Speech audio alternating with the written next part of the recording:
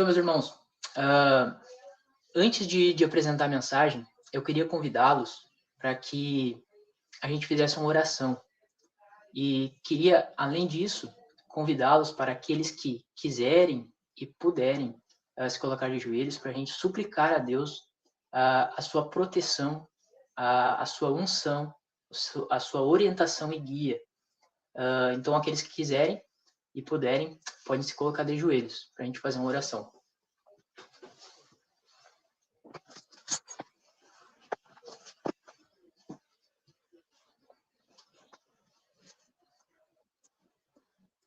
Santo e querido Pai, Deus Todo-Poderoso, muito obrigado, Pai, pelo momento que a gente tem aqui em ouvir a Tua Palavra, em conhecer a Tua Palavra, em estudar a Tua Palavra. Obrigado, Pai, por isso. Obrigado pela internet que temos, pela liberdade que ainda temos, Pai. Sabemos que ela está se escoando, sabemos que está terminando, mas Te agradecemos por ter vivido esse tempo de liberdade.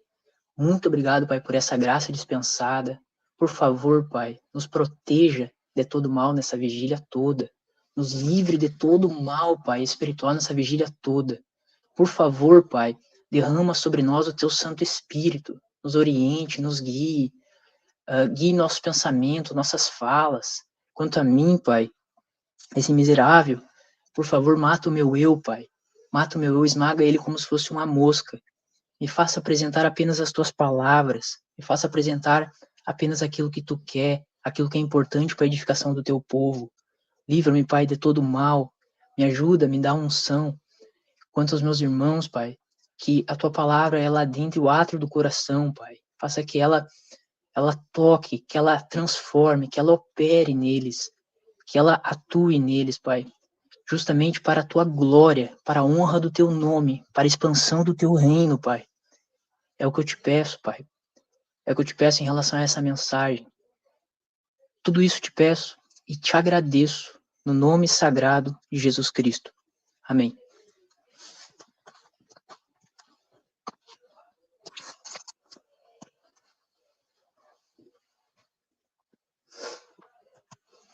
Então, meus irmãos, a mensagem que o Roberto me convidou para passar, ela é a importância do estudo de eventos finais.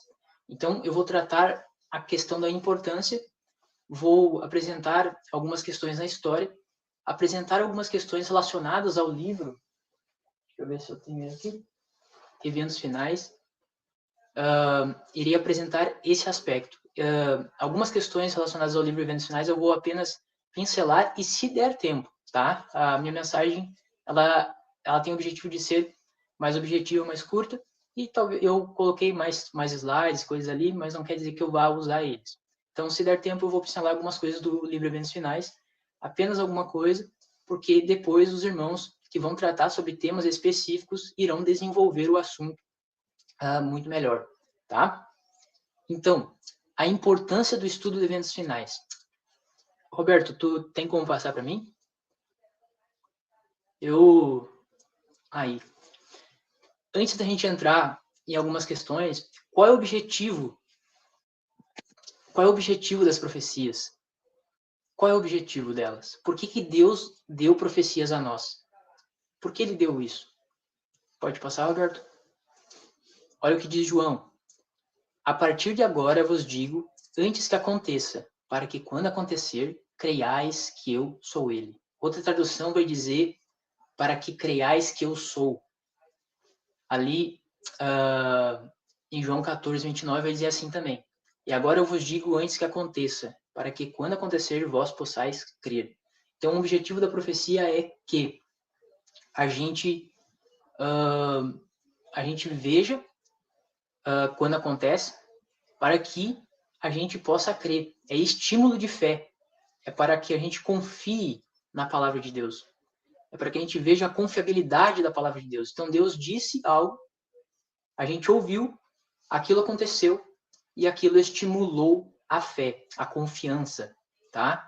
Então, é por isso que o adventista é um dos melhores povos, um do melhor povo, na verdade, agraciado por Deus, com o entendimento das profecias, justamente para falar algumas coisas, às vezes, em relação a alguns ateus, ajudar alguns ateus em relação a suprir o aspecto racional da fé. Quando a gente apresenta as profecias e se vê o cumprimento na história, cronologicamente na história, em harmonia com a palavra de Deus, isso é um sinete da inspiração, isso é uma amostra da existência de Deus. Então, é muito bom a questão da profecia. Mas ela também tem mais outros objetivos. Pode passar, irmão Roberto. Aí, olha o que é dito. Então, se algum homem vos disser, só deixa eu... Tá vindo. Então, se algum homem vos disser que o Cristo está ali, que o Cristo está aqui ou ali, não acredites, porque vão surgir falsos cristos e falsos profetas, e farão tão grandes sinais e maravilhas que, se possível for, enganaria até os eleitos.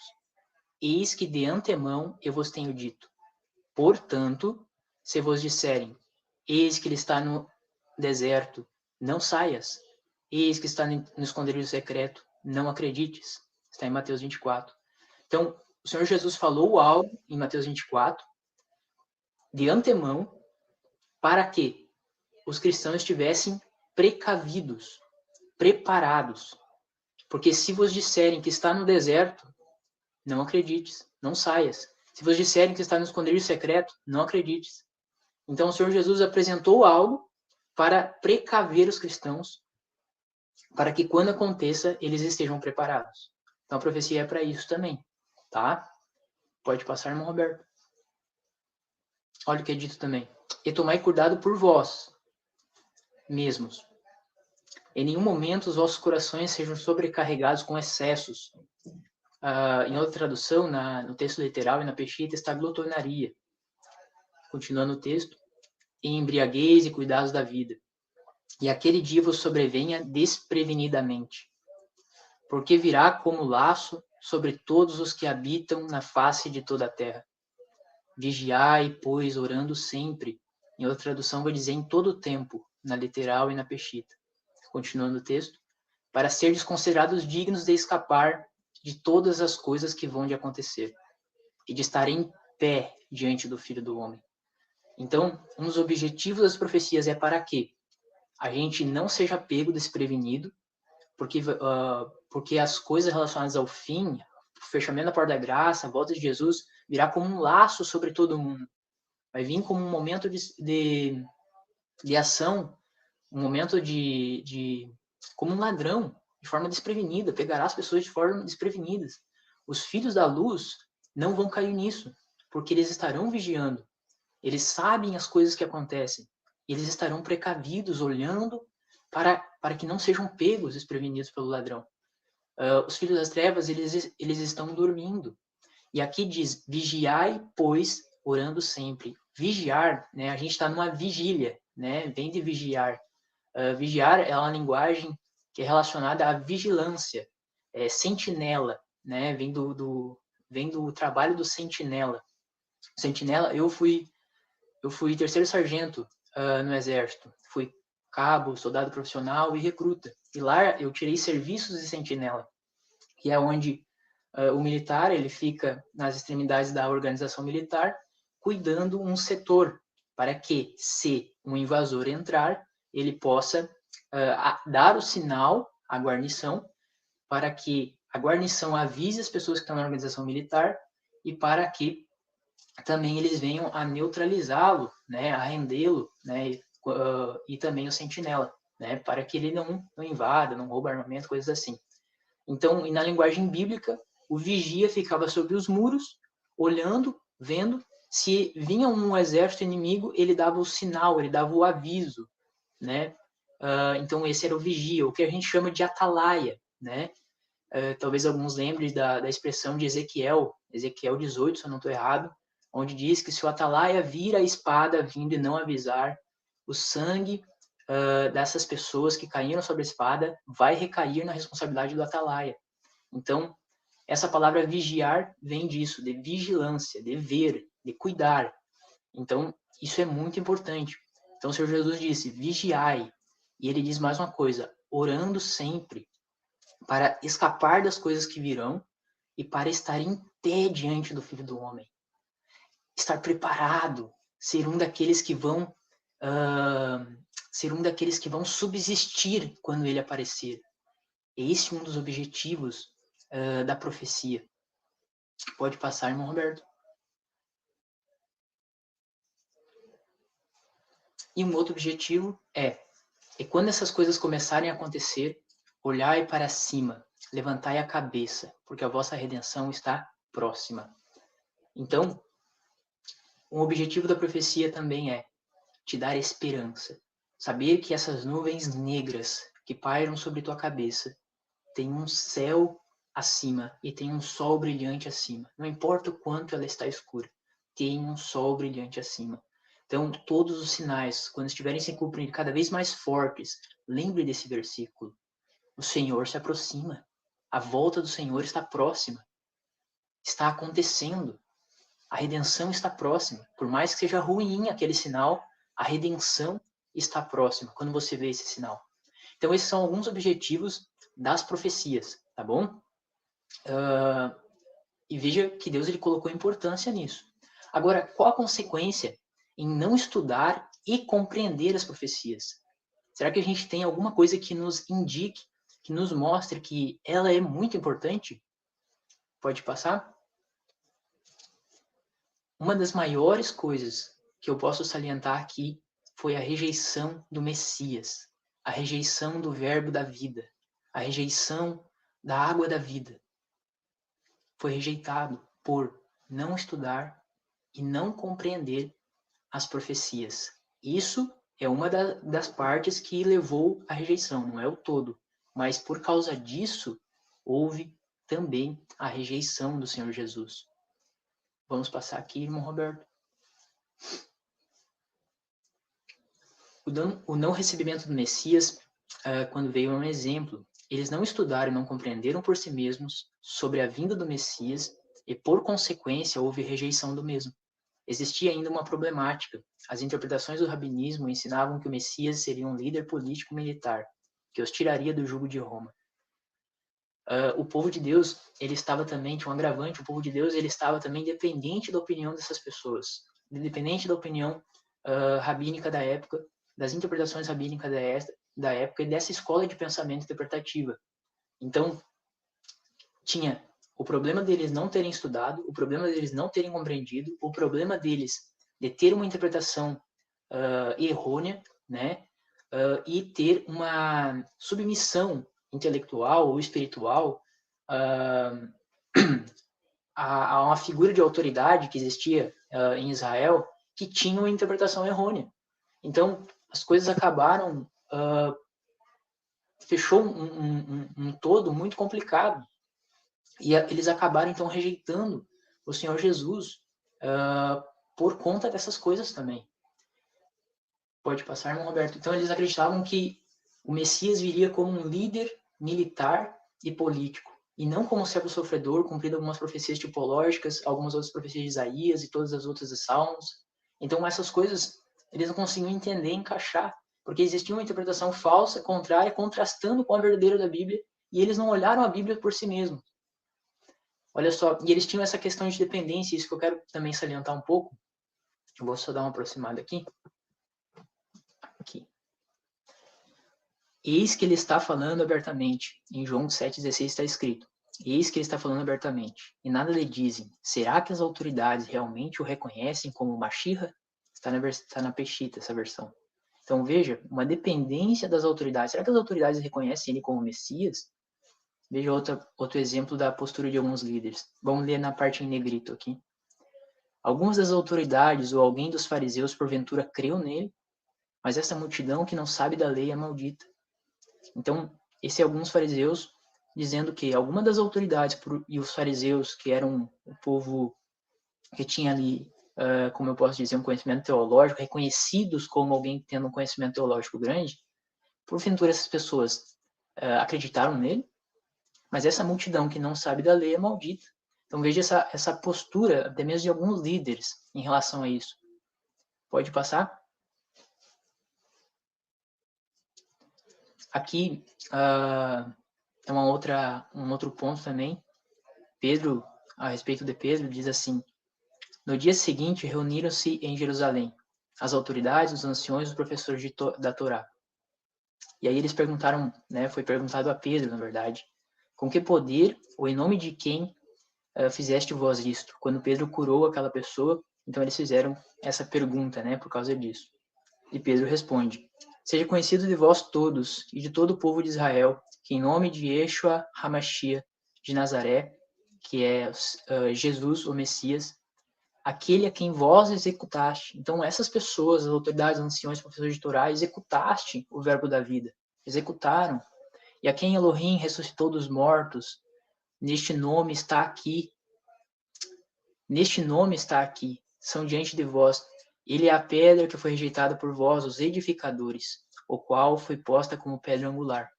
Então, veja a importância da questão. As pessoas que carregavam o selo do Inmetro, né, a respeito de interpretação, que esse selo de Inmetro, na verdade, em relação à interpretação, a conhecimento da palavra, não existe. Né? Deus ele dá o Espírito Santo e a palavra a todos, mas essas pessoas rejeitaram o verbo da vida, os edificadores rejeitaram a pedra angular, né? O reino foi passado para os pequeninos, né? Como o Senhor Jesus diz.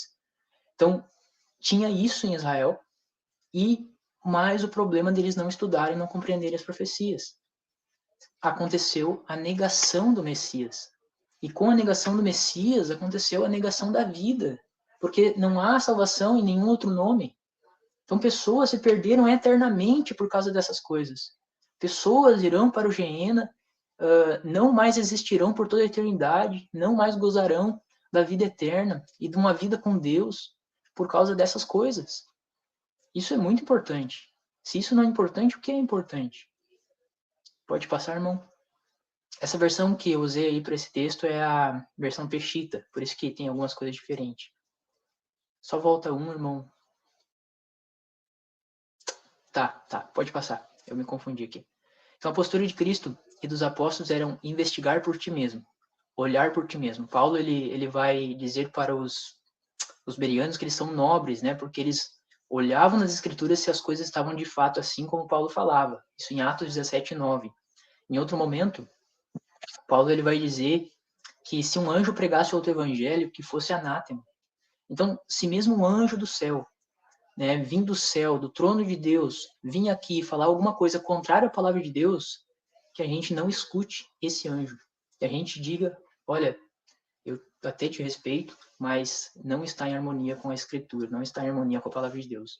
Se qualquer outro homem, mais conceituado que seja, ou homem de Deus mesmo, né, falar alguma coisa contrária à palavra de Deus, que não esteja em harmonia com a palavra de Deus, que a gente rejeite. Seja ele Ted Wilson, irmão Ted Wilson, seja ele um pastor conceituado, mesmo que seja homem de Deus, seja ele um leigo, seja eu, seja qualquer um, seja você mesmo. Se você mesmo tem interpretações que são erradas com a palavra de Deus, mesmo que você acredite, deixe que a palavra de Deus te confronte e ceda ao Espírito Santo, ceda à verdade e mude a opinião, que Deus te guie a toda a verdade, tá? Então a palavra de Deus, ela é o mais importante.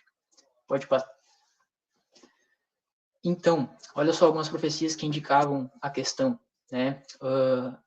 A profecia indicava o tempo do seu aparecimento, Daniel 9:25, ali no seu batismo, o tempo da sua morte, Daniel 26, Daniel 9:26.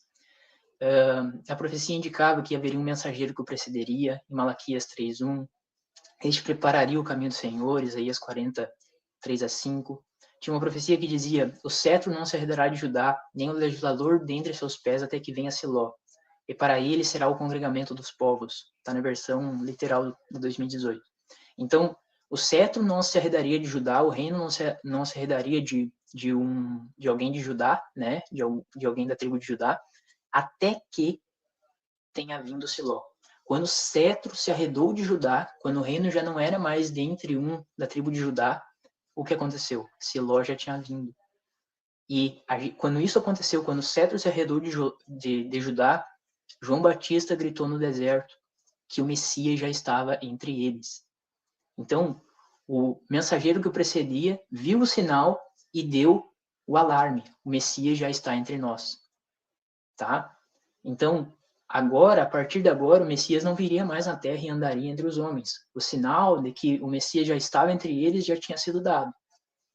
Ele entraria no templo de Zorobabel, Malaquias 3:1. Este templo é o santuário que seria destruído de Daniel 9:26.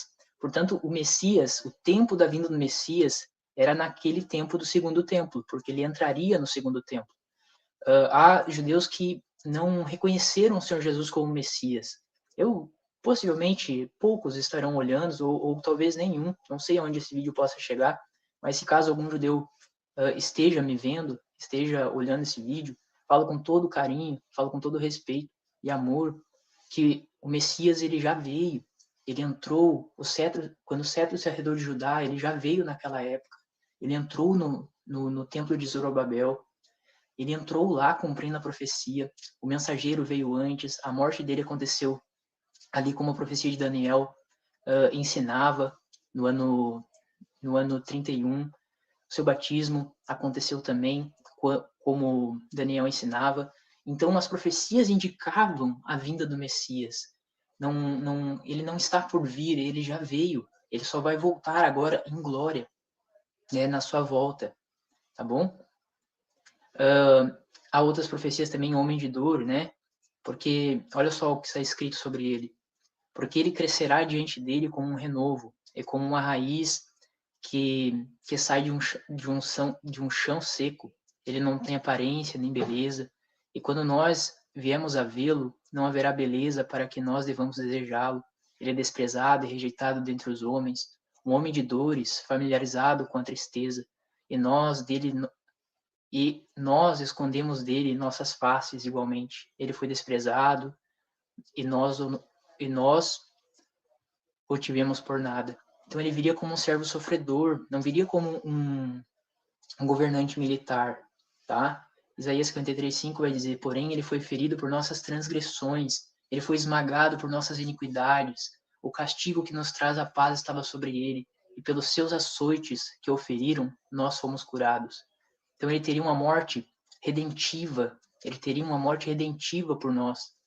Isaías 53:7 vai dizer: ele foi oprimido, ele foi afligido, contudo ele não abriu a boca.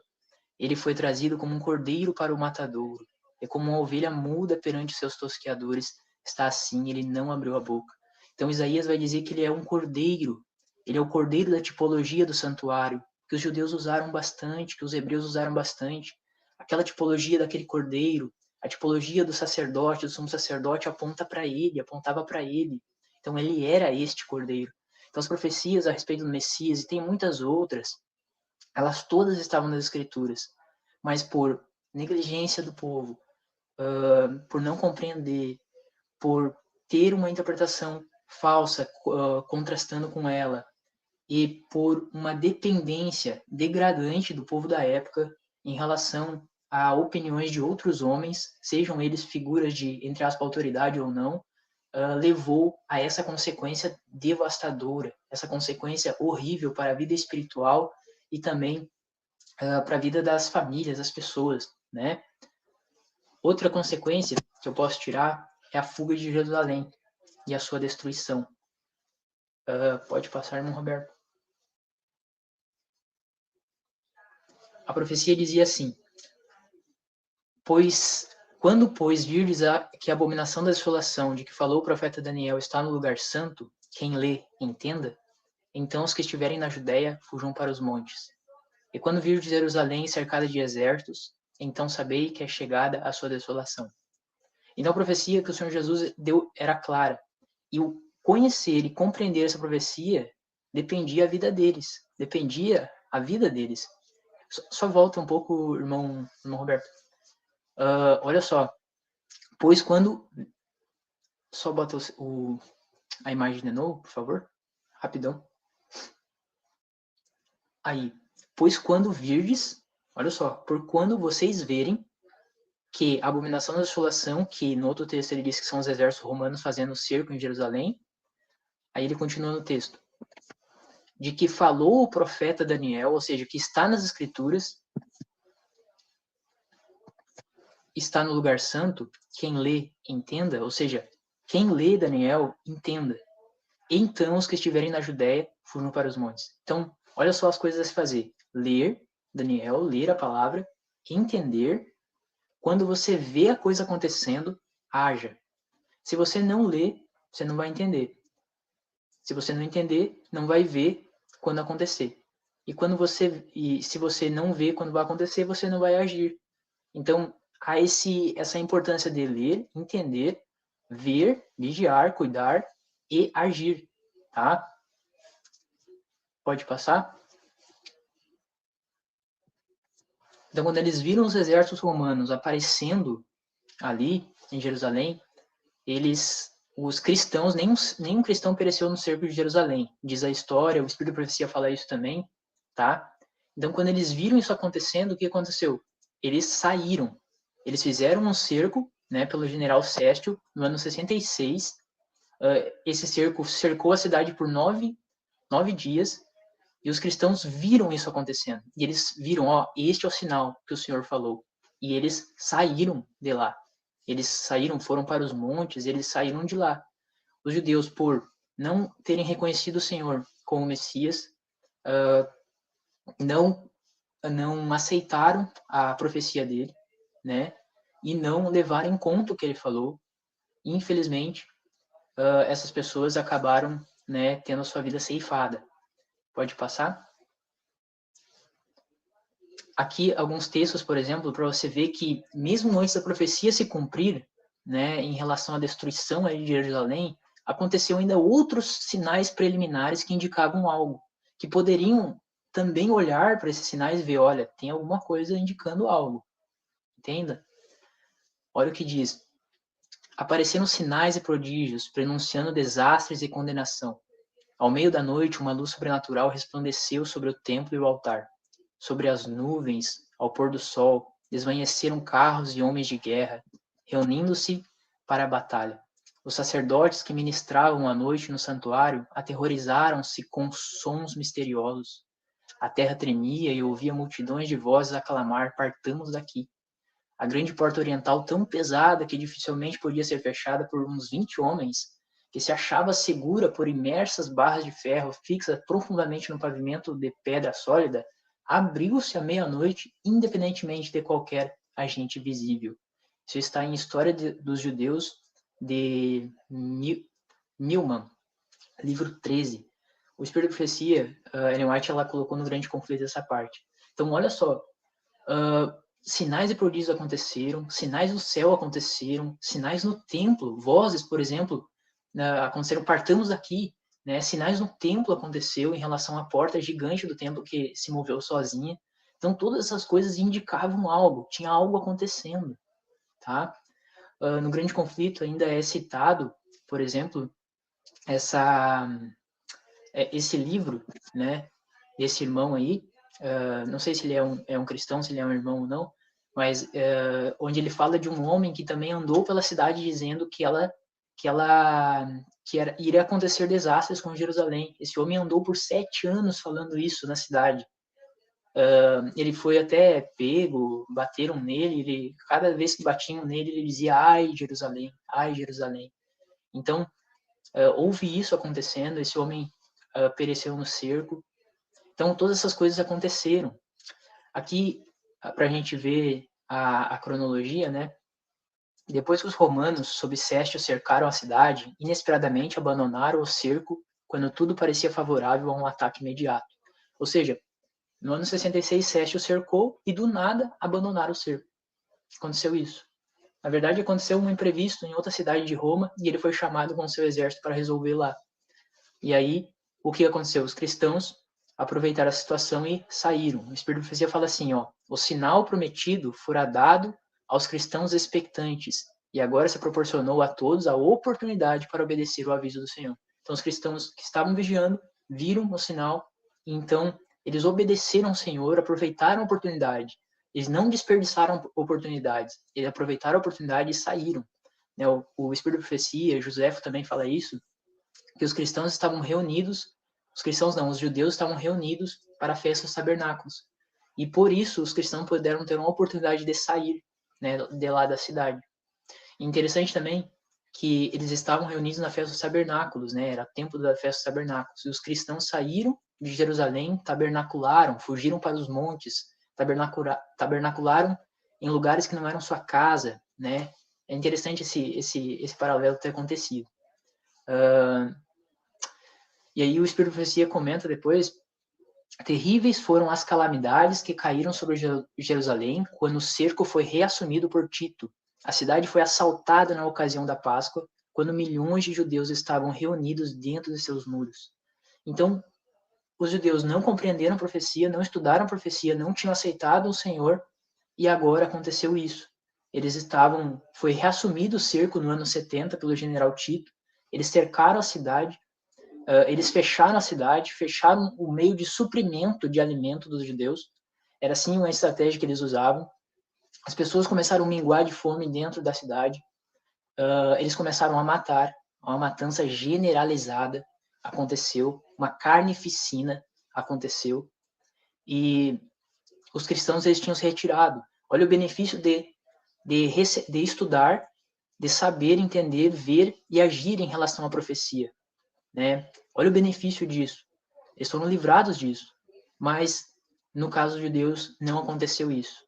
E agora a gente vai ver algumas coisas. Agora a gente vai ver algumas coisas horríveis que aconteceram, só para que a gente pegue o peso da importância disso. E a gente faça uma aplicação às coisas futuras, né? Que isso deve servir para nós, não é tipo olhar, terceirizar a questão, isso é para eles, isso é para os outros. Não, isso diz respeito a mim, isso é importante para mim, isso é importante para o povo de Deus, tá? Esse texto também é do Espírito de Profecia. Você pode também ler o que aconteceu no livro dos Judeus, né? Guerra dos Judeus do Flávio Josefo, né? Vai dizer alguma coisa assim. A respeito daqueles outros sinais também, existem outras fontes, mas sobre o que aconteceu aí. Milhares pereceram pela fome e pela peste. A afeição natural parecia ter desaparecido. Maridos roubavam suas esposas, esposas de seu marido. Viam-se filhos arrebatar o alimento da boca de seus pais idosos. As mãos das mulheres piedosas cozeram os próprios filhos. Serviram-lhe de alimento na destruição das filhas de meu povo. Lamentações 4:10. Isso é uma coisa que aconteceu lá naquele primeiro cerco por Babilônia, né? Jeremias ele coloca isso, e depois aconteceu novamente ali no ano 70. Continuando o texto, novamente se cumpriu a profecia de aviso dada 14 séculos antes, abre aspas, e quando a mulher mais mimosa e delicada entre ti, que de mimo e delicadeza nunca tentou pôr a planta de seu pé sobre a terra, será maligno no seu olho contra o homem de seu regaço, e contra o seu filho, e contra sua filha.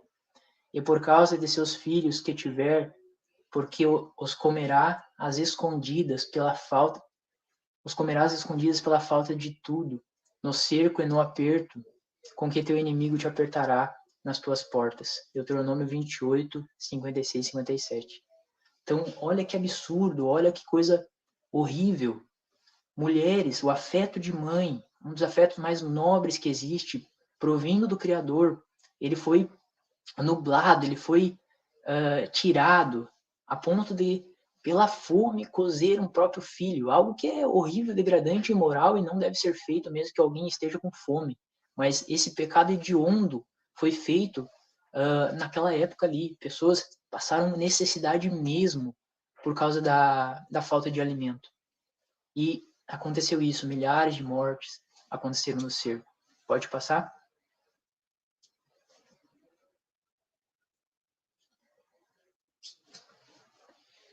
Olha só o que diz mais também. Os prisioneiros que resistiam ao cair presos eram açoitados, torturados e crucificados diante do muro da cidade. Centenas eram diariamente mortos dessa maneira. E essa horrível obra prolongou-se até ao longo do Vale de Josafá e no Calvário. Se erigiram cruzes em tão grande número que mal havia espaço para mover-se entre elas. Então, quantas cruzes aconteceram, se foram levantadas, crucificaram pessoas, torturaram pessoas, açoitaram pessoas. Nas cruzes não tinha nem espaço entre se mover entre elas. Gente, olha a importância. Eu acho que essas coisas nos mostram a importância gigantesca das profecias. ela não é uma coisa assim apenas para a gente se deleitar, porque é bom, é agradável, eu gosto muito, mas ela é realmente uma ação, antecipação de Deus para o nosso bem. Ela é algo para o nosso bem, tá? Que envolve, se entrelaça com nossa vida espiritual e nossa eternidade. Pode passar? Só uma coisinha aqui.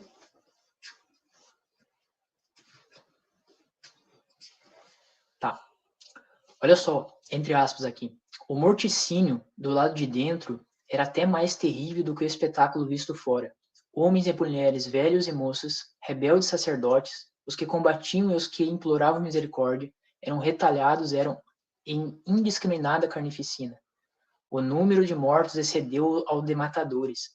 Os legionários tiveram de trepar sobre os montes de cadáver para prosseguir na obra de extermínio. Então, gente, olha o nível que aconteceu a questão. Isso está em História dos Judeus de Milman, no livro 16. Está no Grande Conflito também, é citado no Grande Conflito. Então, olha a importância de compreender, de aceitar, receber, compreender, agir em relação à profecia. Né? Não podemos também apenas contemplar a profecia, não ver, e contemplar a profecia, ver e não agir. Não corresponder à profecia, não corresponder à palavra. Tá? Agora a gente viu sobre a importância de ver, de estudar e compreender a profecia. Agora vamos ver a importância de ver, estudar e não rejeitar a palavra de Deus, não rejeitar a profecia, não rejeitar a mensagem profética, não ser de coração duro, não ser de nuca dura, mas ser alguém que vai realmente se submeter, se render à palavra de Deus e vai corresponder à palavra de Deus porque ela trabalha nele. A gente vê aqui no caso de Jeremias, né? Israel tinha se desviado dos caminhos de Deus, seus pecados eram muitos, eles andavam segundo a dureza de coração. E o que aconteceu? Jeremias falava que eles deveriam se submeter aos babilônios porque eles iriam para exílio, né? E o exílio iria durar 70 anos. Em contraste disso, havia falsos profetas que diziam que não, né? Que eles teriam paz, que o mal não iria vir, que Deus quebraria o jugo de Babilônia. Então, esses falsos profetas, se você pode ver ali, eu coloquei ali para você ver os modos operantes deles, né? Está ali em algumas citações. Eles apresentavam a mensagem que o povo gostava de ouvir, que o povo queria ouvir essa mensagem. Eles amavam dar falsas esperanças, eles amavam dar esperanças ilusórias e falar aquilo que o povo queria. Isso é uma marca do falso profeta, porque o verdadeiro profeta ele fala aquilo que o povo necessita ouvir. Ele fala aquilo que a palavra de Deus diz. Ele fala isso. Isso é verdadeiramente amor. Não é esse amor barato que o diabo criou. Não é isso é um amor falso. Né? Isso é um verdadeiro amor, porque Provérbios diz, né? Fiéis são as feridas daquele que ama, melhor do que os beijos daquele que odeia. Então, é por isso também que se todo mundo te louva, né? Ai de ti quando todos te louvarem, te elogiarem, porque assim procederam vossos pais com os falsos profetas, diz o Senhor Jesus. Normalmente o falso profeta, ele é amado, né? Ele só tem palavras que é paz e segurança. Mas no caso de Jeremias, ele estava falando a palavra de Deus, justamente porque amava aquele povo, ele lamentou pelo aquele povo, ele lamentou por eles, lamentou pelo propósito de Deus estar sendo desvirtuado por causa do povo e seus pecados. Ele falava as palavras de Deus porque amava a Deus acima de todos e de tudo, e amava aquele povo, tá? Só voltar um pouco, Roberto. Com a rejeição da mensagem, essa rejeição da mensagem de Jeremias, o que aconteceu? O rei teve seus olhos vazados, foi levado cativo à Babilônia e morreu no exílio. E o povo, ao invés de ter uma ida à Babilônia mais calma, mais tranquila, foi em exílio de forma muito mais dolorosa, tá? Então a importância de não rejeitar a mensagem verdadeira, a mensagem que está nas escrituras, que está no espírito de profecia, tá bom? Pode passar? Algo interessante em relação a isso, que linka com essa questão nossa também, é que, vamos ler aqui, 2 Crônicas 36, 21, vai dizer assim: para que se cumprisse a palavra do Senhor por boca de Jeremias, até que a terra se agradasse de seus sábados. Todos os dias da desolação repousou. Então, o que acontece? O cativeiro babilônico de Israel durou 70 anos, pois durante 420 anos, ou seja, 6 vezes 70 anos, desde os dias de Salomão até o tempo de Nabucodonosor, haviam negligenciado a observância do sábado. Essas são as referências que mostram a questão. Então, os 70 anos de desolação repararam os 420 anos de profanação do sábado. Então, aquela desolação, aquele sair ali de Israel, foi para a reparação do sábado que haviam transgredido. A mesma coisa a gente pode aplicar que durante o milênio, né, toda a terra estará em repouso por 1000 anos, porque os habitantes da terra, durante 6.000 anos, desrespeitaram o sábado de Deus. Então, a mesma aplicação, o mesmo modo, mesma questão acontece nessa questão futura. Essa questão dos 6.000 anos, por mais que seja polêmica, e tenha polêmica envolvida, a existência de 6.000 anos de pecado existindo de acordo com a Bíblia, né, a gente vai ver ali que as festas todas se cumpriram. Páscoa se cumpriu no futuro, Pentecoste, a gente está no dia da expiação, que é uma festa tipológica, a gente está vivendo ela. Festas dos tabernáculos vai se cumprir, e o ano sabático de descanso da terra vai se cumprir também. Então essa terra vai descansar aqui, por causa dos seus 6.000 anos de pecado, e vai ter o milênio sabático no céu, né, para os remidos. Então ela vai descansar. Então isso vai acontecer. Agora, quando vai acontecer, isso a gente não sabe. O problema é que hoje há irmãos que têm errado, ao meu ver, em relação a isso. Eles têm ensinado que o Senhor Jesus voltaria em 2027, outros em 2031, com base em alguns textos do Espírito de Profecia. O problema é que o Espírito de Profecia, ele apresenta de forma aproximada, relativa, porque ele vai ter texto falando sobre 4.000 anos no nascimento de Jesus, 4.000 anos no seu batismo, né, no ano 31, no ano 27, e 4.000 anos na morte de Jesus. Então ela fala de forma relativa, não daria para fechar uma questão ali. Então há irmãos que, ao meu ver, têm errado nesse ponto, e isso causa muito problema, porque algo que Deus nos deu para a gente ver a proximidade, para ajudar, é mais um sinal dos tempos em relação à questão. Aí acontece todos esses problemas, toda essa uma bagunça, e aí há pessoas que não conseguem fazer a extração do joio, né? Ao querer tirar o joio, acabam tirando o trigo junto, e aí prejudica bastante as coisas. Então, essa questão existe na Bíblia, no Espírito de Profecia, e é algo também que a gente deve levar em conta, e o livro Eventos Finais fala isso. Ainda que a gente não saiba o dia, a hora, ainda que a gente deva apressar a volta de Jesus pela nossa santificação e pregação do Evangelho, todas essas coisas estão harmonizadas, totalmente harmonizadas nas Escrituras, tá bom? Então, as primícias eram, segundo o calendário caraíta e no antigo Israel, as primícias eram entregues a Deus, né, para a virada do ano. E a virada do ano acontecia também no tempo da virada do ano. Duas coisas coincidiam e ficavam harmonicamente. O dilúvio é um outro exemplo de interpretação errada, de não interpretação errada, mas de rejeição da mensagem de Deus. Pode passar, irmão Roberto. Então, olha só, quantas pessoas vieram a perecer, né, porque rejeitaram a mensagem de Deus na questão do dilúvio. Quantas pessoas? Pode passar, irmão.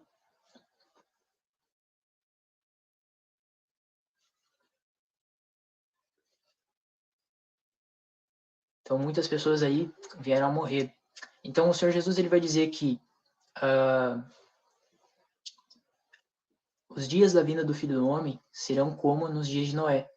Comiam, bebiam, davam-se em casamento, né? E eles não prestavam atenção para as coisas eternas, as coisas essenciais, as coisas maiores. Então, olha, e a mesma coisa acontece hoje. Então, ele vai dizer que isso vai acontecer hoje, porque aconteceu nos tempos de Noé, vai ser a mesma coisa. Então, olha só, isso também aplicando para o nosso tempo e para nosso contexto, né? Quando professa o povo de Deus se estiver unindo com o mundo, vivendo como vivem os do mundo, e com eles gozando de prazeres proibidos, quando o luxo do mundo se tornar o luxo da igreja, quando os sinais para casamentos estiverem a tocar, e todos olharem para o futuro esperando muitos anos de prosperidade temporal, subitamente então, como dos céus fulgura o relâmpago, virá o fim das suas resplandecentes visões e esperanças ilusórias. Então, vai acontecer essa mesma coisa, vai acontecer essa mesma coisa também com os cristãos, também com muitos adventistas, de que a gente tem que vigiar e cuidar que não seja conosco, tá? No caso de Pedro, um outro exemplo, o Senhor Jesus, ele disse que Pedro negaria, né, por 3 vezes. Pedro ele vai dizer que não iria fazer isso, não iria negar, né? E ali em Mateus 26 é dito assim: e ele voltando para os seus discípulos quando eles estavam no Getsemane, achou-os adormecidos e disse a Pedro: O que, não podes vigiar comigo nem por 1 hora? Vigiai e orai, para que não entreis em tentação.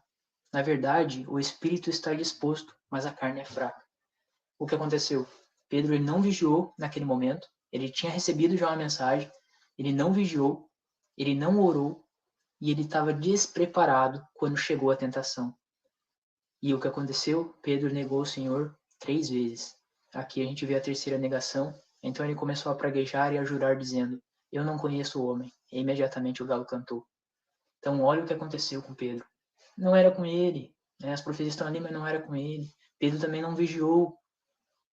Era para ter vigiado, orado, se preparado para quando a tentação chegasse, estava preparado. Mas ele não fez isso. E quando a tentação chegou, ele rejeitou, ele negou, né, o Senhor. Pedro ele saiu do seu ministério, voltou a pescar. O Senhor Jesus, quando ressuscitou, foi falar com Pedro, foi restaurar a Pedro. Foi lá até Pedro, restaurou seu ministério, né, restaurou Pedro, e Pedro virou um grande pregador. Ele depois falou a Pedro: Olha, Pedro, vão lhe matar, vão lhe estender as mãos, vão te cingir, te levar para lugares que tu não quer ir, né? E aí disse: segue-me. Ou seja, Jesus estava querendo ali também uma entrega plena de Pedro, mesmo sabendo que tu vai morrer. Siga-me. Uma entrega total de Pedro para o seu ministério. Essa entrega ela já deve acontecer nosso início por crer no Senhor Jesus. Essa confiança, essa crença no Senhor Jesus, ela deve fazer com que a pessoa se entregue plenamente, totalmente, que morra para o seu eu, que morra para o pecado e viva em Cristo Jesus, o imite, o siga. Essa entrega deve acontecer. Então, essa mesma coisa a gente deve estar preparado para a morte todos os dias. Todo cristão verdadeiro deve estar preparado para a morte todos os dias, porque virá tempos em que talvez o martírio bata à nossa porta. Virá tempos em que a sociedade vai mudar um pouco de configuração por questões de crise. E aí, como vai acontecer conosco? Então, hoje a gente deve se preparar como Pedro deveria ter se preparado para encarar isso. Depois Pedro sabia que ele estava para sair do seu tabernáculo, ele diz na sua carta. Estava preparado e foi preparado como um cristão e glorificou o Senhor na sua morte. Pode passar? E o benefício de atender a profecia, a gente está indo para o final. Qual é os benefícios de atender a profecia? Veja no caso de José. E a fome estava sobre a face da terra. E José abriu todos os seus depósitos e vendeu aos egípcios. E a fome aumentou muito na terra do Egito. E todas as regiões vinham ao Egito e a José para comprar trigo, porque a fome era tão grande em todas as terras. Então Faraó teve um sonho a respeito da fome. José interpretou, falou a Faraó. Faraó agiu, eles agiram em relação à questão, armazenaram alimento e eles venderam alimento para as outras terras. Egito foi salvo daquela fome. Olha o benefício gigante que houve em tudo isso em atender a profecia, né? Pode passar, irmão Roberto. Uma coisa interessante em relação a José, né, que Faraó ele faz uma pergunta: acharíamos porventura homem como este, em quem há um espírito de profecia procedente do Senhor? Está em Gênesis 41:38 na tradução aramaica. O mesmo acontece com Josué.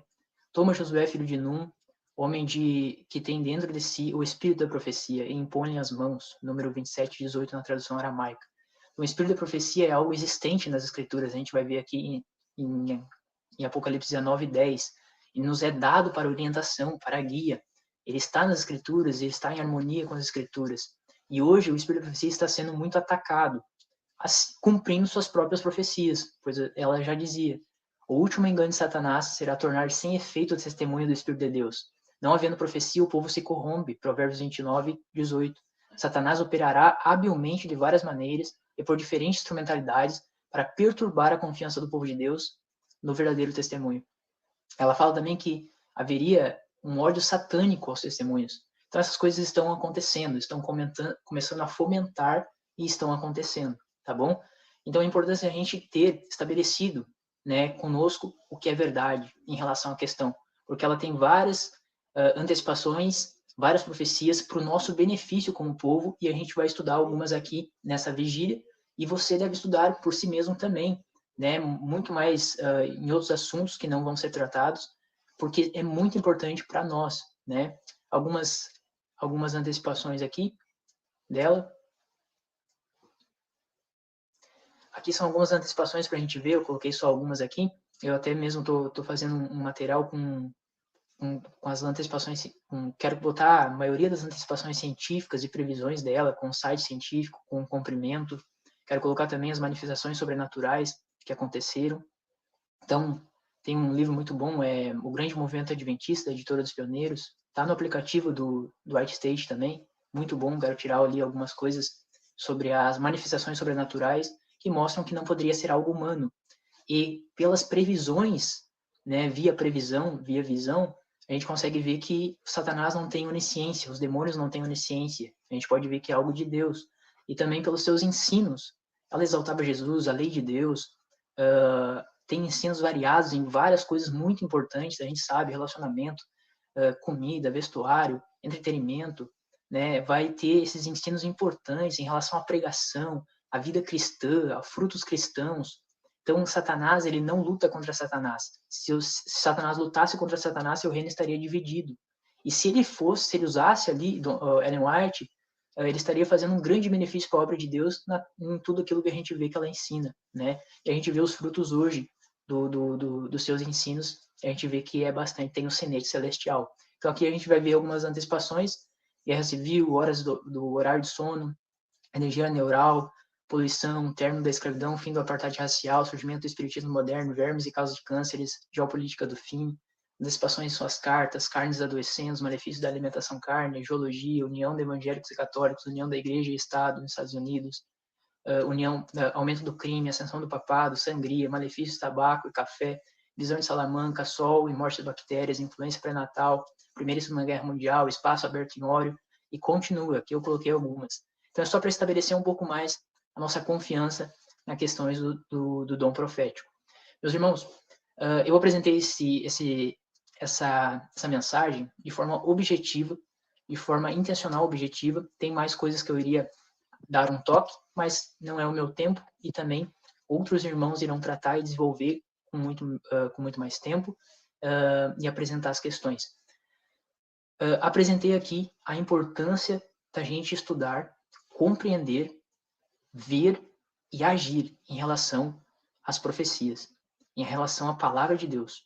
Então, é uma verdade plena que a palavra de Deus opera em nós. Ela opera em nós, que a gente não vá contra essa palavra, que a gente corresponda a essa palavra, a gente age, a gente já está vendo as profecias, muitas coisas se cumprindo, a gente vai ver coisas se cumprindo, que a gente não seja pessoas que vão tapar os olhos, pessoas que não vão fazer a sua parte nessa agenda de Deus, fazer a sua parte no grande conflito, que não vão, pessoas que vão pegar, pessoas que realmente vão pegar ocupar o seu espaço, pegar a espada do Senhor, empenhar-se na luta pelas batalhas do Senhor, pessoas que não vão dar brecha para Satanás, que sabem que tem uma guerra contra ele, não vão ficar andando segundo ele, que vão confrontá-lo, que teu nome, meu irmão, seja um dos primeiros na lista do diabo, que tu não seja amigo dele, que você não tenha tolerância nenhuma com seus pecados, que você seja um verdadeiro cristão, que fira as batalhas do Senhor, que adiante apresse o reino do Senhor, estenda ele, lute a sua guerra. Esse é o meu propósito, que essas profecias elas sirvam para a nossa orientação como povo, para que a gente esteja sempre atento à volta do Senhor, que ele pode vir a qualquer momento, que a gente vigie e que a gente olhe as coisas que estão acontecendo e que vão acontecer dentro e fora da igreja, justamente para o nosso bem espiritual, que a gente entregue-se totalmente ao Senhor Jesus, sem reserva, sem coração dividido, assim como ele se entregou por ti. E você viva essa vida em novidade de vida. Você ande em novidade de vida, você confie no Senhor plenamente a todo momento. Você dependa dele totalmente, para que você ande em novidade de vida. Você ande como Jesus andou, tal como Pedro andou sobre as águas, algo impossível para os homens, e andou sobre as águas tal como o Senhor Jesus andou, porque ele confiou no Senhor Jesus, ele confiou na palavra de Deus, e o impossível aconteceu, porque todas as coisas são possíveis para Deus, para que você ande em novidade de vida e o caráter de Deus resplandeça sobre o seu caráter. Assim, isso é a primeira mensagem angélica, é dar glória a Deus, né?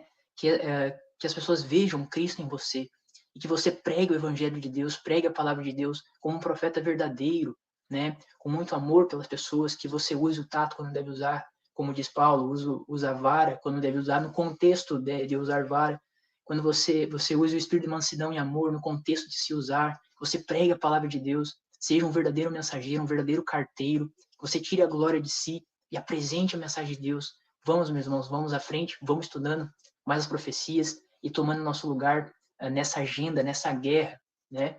Querido eterno Pai, querido eterno Deus, muito obrigado, Pai, pela mensagem trazida aqui hoje. Muito obrigado, Pai, por ter falado com cada um dos irmãos e as pessoas que vão assistir ainda, Pai, pelo Teu Espírito Santo.